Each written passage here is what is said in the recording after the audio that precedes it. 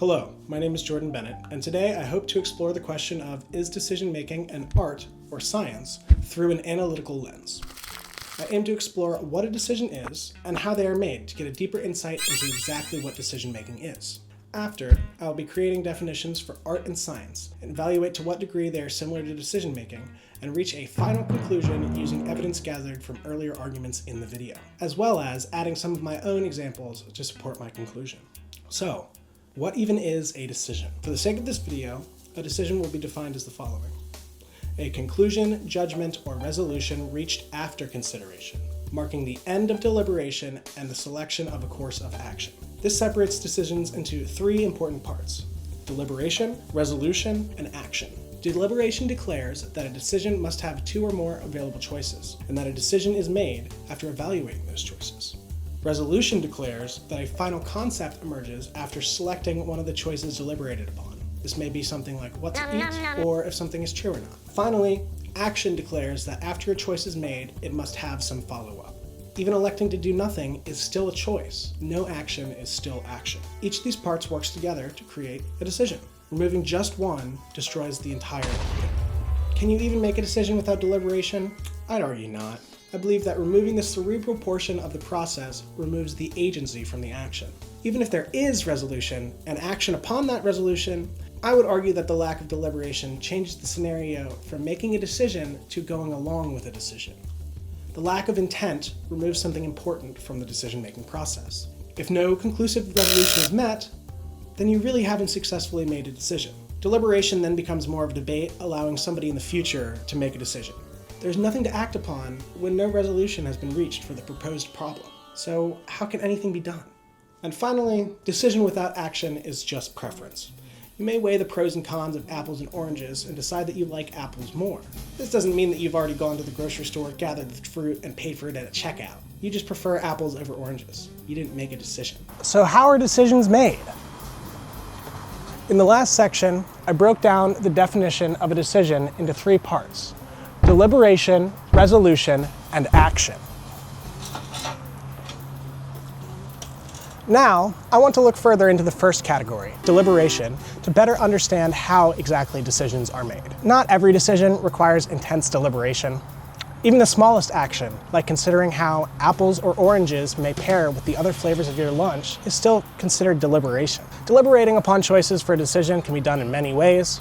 I believe that the two most common methods of deliberation are asking somebody you know or weighing the pros and cons. Asking somebody else can be a very simple yet effective way to get more perspective on a decision. They may have viewed the entire question and choices in a completely different way than you have. I personally find that this oftentimes leads to me making better decisions over time because I just have more perspective on that situation. Weighing the pros and cons of different choices before making a decision is a tried and true method of assisting in decision making. By listing out the positives and negatives of each decision, you are able to better understand the entirety of the decision you are making, as well as directly comparing the benefits and trade-off of each of the options. This is a great method for analyzing visually and cerebrally, but it may not always be the best choice for making a decision. Sometimes you might need something more complex, as more complex decisions require more complex evaluation methods. I personally find using a payoff matrix to better visualize my decision can greatly improve how I feel about making a decision and really offer me that perspective that I want. Consider the following scenario. You're trying to decide whether to go hiking or to the movies. The hike you plan to go on is a trail you have traveled many times. You love this trail, but you've done it so many times that it's kind of lost some amount of its charm, but you know that the experience will be consistent because you've done it before. On the other hand, the cinema is showing 5 random movies, 2 of which you really like, 2 of which you somewhat like, and 1 which you absolutely hate. How can you decide what to pick? Payoff matrices may be able to help you with your evaluation. Beyond just being a good visual example, payoff matrices also have some further methods to help in your evaluation.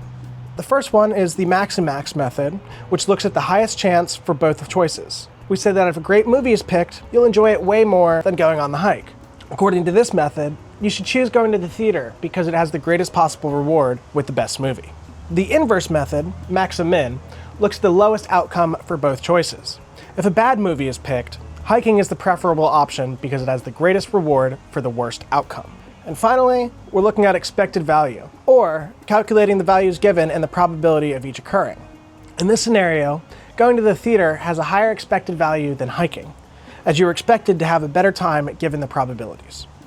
This may seem like a lot to do for just a decision, but it is incredibly important to slow down and think when you're really trying to make a decision. These are not the only methods to assist in decision making, rather are they those that I find personally helpful.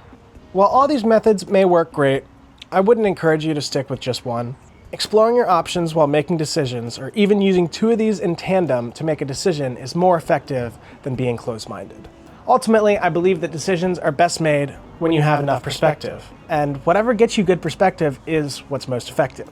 Sometimes these methods aren't even the best choice. I don't think that you should call your mom when you don't know what homework assignment to work on. I don't think that you should create a payoff matrix every time you go to the dining hall, and I don't think you should only call a friend when deciding which car to buy. Each decision made requires appropriate deliberation to get the best results. Now that a deeper understanding of decision-making has been established, I want to return to the main question. Is decision-making an art or a science? I now believe it is important to define both and analyze how they are similar or different to decision-making. Art is defined as the range of human activity of imaginative talent and its output. We use art to express ourselves, gain a deeper understanding of the world around us, and as something to consume for pleasure.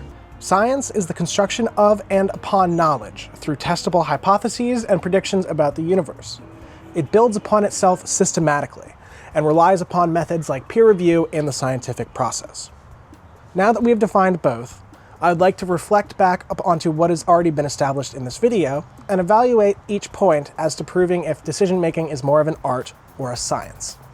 First, decision-making is a skill. I would argue that art, like decision-making, is a skill. It takes time to be comfortable with what you are doing and establish a feel for your work. Science is more about making sure that your discovery is able to be recreated. In this way, I believe that decision-making is more of an art. Decision-making is reliant on systems. In this way, I believe that decision-making is more of a science. Like weighing the pros and cons, using a decision matrix, even calling a friend, science is built upon the basis of peer review and the scientific process. Without these steps, both wouldn't be what they are. Decision-making is a less definitive and more ranging process. In a 2019 article by Joshua Rothman, the creative processes of several famous people are analyzed. Charles Darwin is acknowledged as a genius, but the mediocrity of his decision-making process is discussed at length. Benjamin Franklin's process of prudential algebra, a more advanced version of weighing the pros and cons, kind of similar to the decision matrix, was evaluated as being slapdash by the same writer. Two of the most influential minds ever, and neither are seen as good decision makers. In this way, I believe that decision-making is more art than science. A drawing on a gold embossed canvas is worth more than a doodle on a napkin, but both are just still art. In the same way, deciding to buy a house or what to get for lunch are both decisions, even if the weight of each is far different. The scientific equivalent of this would be making just a random discovery, which usually isn't considered science. It may help to discovering something else and lead into science, but science needs to be replicable, not the result of improper technique or one-off coincidence. Decision-making is dependent on prior knowledge and current understanding. An article by Anne-Laure Leconf explores how our brain reacts to making decisions. The author says, "What's interesting is that these areas of the brain are not only involved in the formation of the decision, but also the degree of confidence associated with making a decision." Basically, we use what we know to make a decision and evaluate internally to what extent we trust this as being correct. In a similar way, science is also based on prior knowledge and evaluating the extent of how correct a hypothesis is. Scientists use machines created by other scientists who relied upon the fundamental understanding of concepts from other scientists. A scientist does not need to have studied water for decades to use it in an experiment. Additionally, scientists use statistics to evaluate the extent to which their condition is true, much like we evaluate the strength of our decisions. Finally, and in my opinion most importantly, decision-making isn't always black and white. You can sometimes make the wrong decision and have it turn out better for you. Even the opposite can happen as well. In this way, I believe that decision-making is more art than science. Consider a musician improvising. At any given time, he only has 12 different sounds to choose from. Fundamentally, some are good,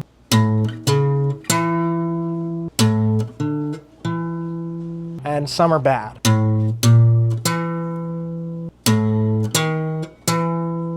But given enough time and in the correct scenario, these bad choices can still be chosen to produce an even better result than the implied good choice.